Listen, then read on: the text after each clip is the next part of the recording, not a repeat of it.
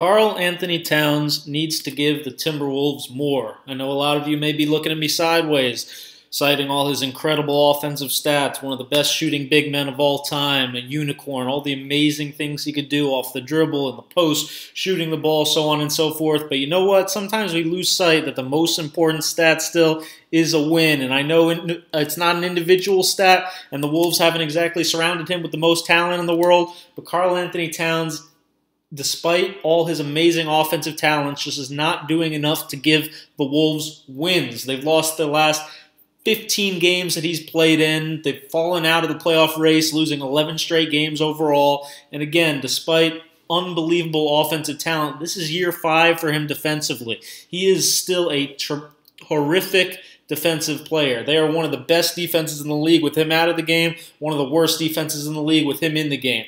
First of all, what I need to see more is just being a defensive captain. I think being a 5-man in today's NBA, as much as ever, you have to be able to command the defense from the back. You have to be able to call out commands, let guys know where to be. One of the most basic principles of help basketball is ball moves, you move. Right here on this Kawhi pass to Lou Williams, Cat should be jumping to the ball to be ball side on this block right here, ready to help on the drive. Instead, look how late he is even recognizing that Lou Will has the ball. Finally here, Harrell's already cut underneath him. Now Harrell's going to seal him off, giving Lou Williams a layup. Being a defensive captain is also the little things, especially as a 5-man in today's NBA. Like I said, you have to be able to call out the commands, tell guys what to do. Right here, the Wolves' game plan on side pick and rolls is to ice. You see Cat finally calling it out right here. But this call is way too late, and the reason it's way too late is because this is a ginger pace getting back in transition 3 minutes into the game. This is buddy running. This is running at the speed of Zubats. When he finally gets down there where he's supposed to be and calls it out, finally the screen's already set. That's way too late for Jarrett Culver to jump up into the ball and force it baseline, which results in a Patrick Beverley layup. Again, it's a little thing, it's a nuanced thing, but those little things end up being big, big things.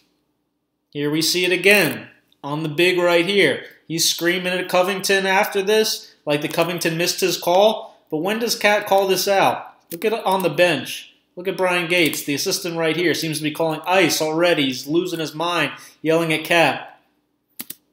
Cat is so late calling it that right here he's like, what the heck, Covington? Come on, I said ice. But it doesn't look like he's giving Covington nearly enough notice right here. You could be the judge. To me, it looks like it's finally called right about here. And the reason you want to ice that there, in particular with Lou Williams, he's so much better going to his left. They wanted to keep him going to his right hand, keep him from the middle of the floor here. Instead, by being back, by not getting it iced, ends up being basically a layup for Lou Williams. He kills that shot. It can be done. Look at this one here. Basically, the next play, Cat very clearly calls it out early there. He's in a stance. And this one, it looks like probably should have been the Timberwolves' ball when you do the right thing. How about just basic defensive awareness? Again, from a 5-man. Look at this. Harrell's not a shooter out here. Harrell's going to set this screen for Landry Shamet to curl. Cat has no idea. No idea. Shamet would have a layup if Covington doesn't come in to help.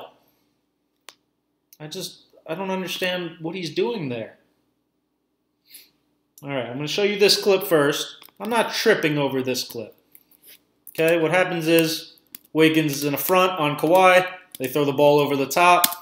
Really, it'd be nice if Cat had a little more awareness and was down here ready to come help. Especially when Covington goes, he has to be ready to rotate to Lou Williams. He's a little late with everything. Fine. This was the literal next play. 5:16 on the clock. 5:16 on the clock. They take the ball out of bounds. Watch what's going to happen.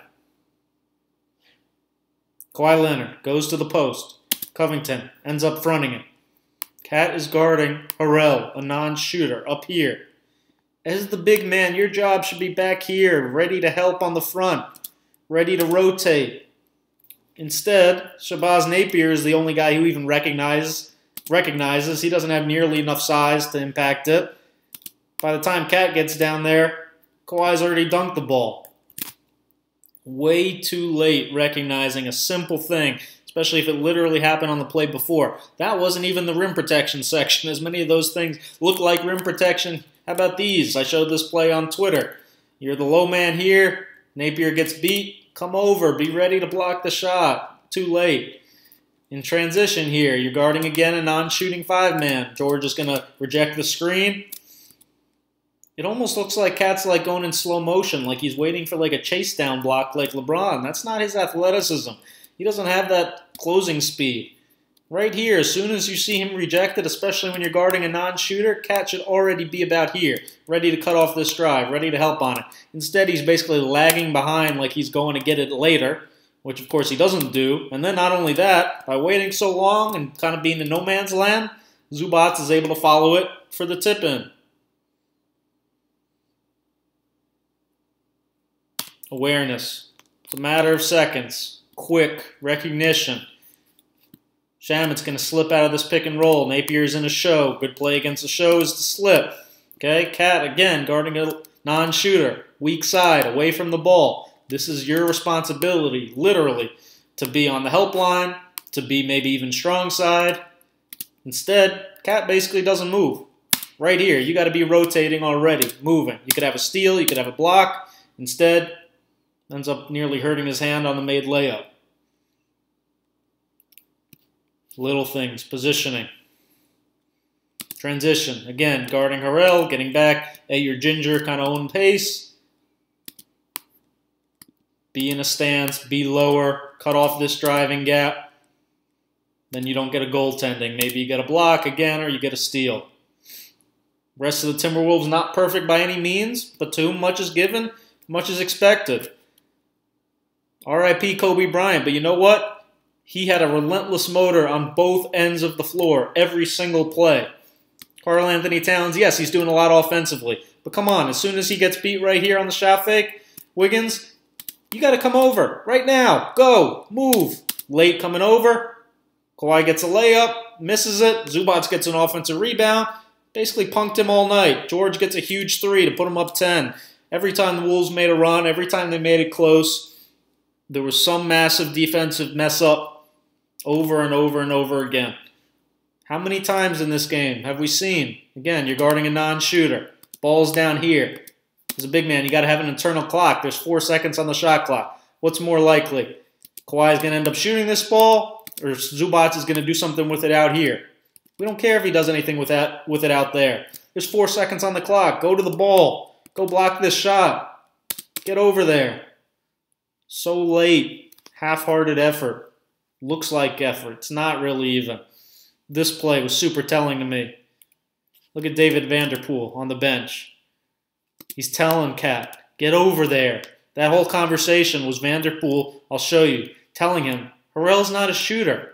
Get down near the paint. Lou Williams has an ISO, okay? Even if he comes to use the side pick and roll, you're going to ice it, meaning Cat should be down here. Instead, he's up here with Harrell. So when Lou attacks and gets to the basket, Cat, again, the big man, the 5-man's nowhere to be found. So Vanderpool, right after the play, says, Cat, get down there. Get down there. And Cat's saying, my man's up here. Doesn't matter. He's not a shooter. Vanderpool's even pulling. It can be done. Again, Gorgie. Look at this. If you're down there where you're supposed to be, if you recognize a mismatch and time it up well, you can get plenty of blocks.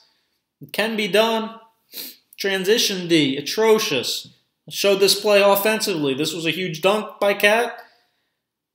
Chip away at the lead, get him closer, but then look at this. What's more important to you? Showboating, being so proud of yourself? While Patrick Beverley's going to race the ball down the court, knowing he literally knew that. Knowing that you're busy celebrating your own dunk. So now Pat's going to race the ball right down the middle of the floor. And Cat, again, is going to go for that chase down block that he doesn't get. That's literally giving back the points you just scored. Yes, bad pass, but then let's watch this transition right here. Even with Zubac right here. Even with Beverley, basically, right here. Where's Cat? There's Beverley. There's Cat. Not good enough. All right? Teammate loses the ball. Frustrating, I know. But it's a 15-point game with 7 minutes left. If you want to have any earthly chance of winning the game, this can't be your reaction. Your first 3 steps, got to be a sprint. Mindset. Next play. Get back on defense. Get the ball back. Is this a sprint? Look at Zubac. Again, they're even. If anything, Cat probably started in front of him, even right here. But look at this. Zubac. Run right down the middle of the floor. Force a mismatch. Napier on him. Has no chance. Over the top. Should be an easy layup. Just blows it. Not tripping on the shot. Fine shot for Cat. Fine follow through. But then, have some awareness. Harrell contested the shot, so he's behind you. If anybody's going to come up and get a steal in transition that has good instincts for things like this, it's Covington. It's not you, Cat. Especially when that's your man. He's just going to leak out right behind him. Basically for the dagger. That's a high motor player. Finally, toughness. Are you playing with a maximum level of toughness and intensity every single play? Again, this is the first quarter. Is that resistance? That was, I guarantee you the Clippers in the locker room said he's soft. Let's go with him. Harrell just wants the ball in the post. Cat, you're allowed an arm bar. You can get an arm into him, push him out, be physical. That's not an arm bar. That's nothing. He got no contact on him. Let Harrell get to it easy. Right-hand jump hook, his move. Look at Wiggins guarding him. That's an arm bar. That's resisting. That's pushing back. That's not letting Harrell get to exactly where he wants and what he wants. That's making it tougher. Look at the positioning when Kawhi takes this shot. Cat's in front of Zubac. He's where he's supposed to be, between him and the basket. But is that a real block out? Does he really look like he's hitting him, getting his butt into him, going to get the ball? That's Zubac wanting him more. Come on. If you're a team on an 11-game losing streak, you can't afford plays like this. Phenomenal offensive player. Poor supporting cast. All those things can be true. But if Cat wants to be a consistent all-star, a superstar, a playoff player, a guy who makes that upper-level elite, he needs to give complete effort on both ends of the floor and become a better defensive player. Become locked in, be in the right spots. He's not doing that right now. Thanks for watching Scout with Bryan. Make sure you thumb up, subscribe. Scout with Bryan on Twitter, the podcast. Appreciate you guys.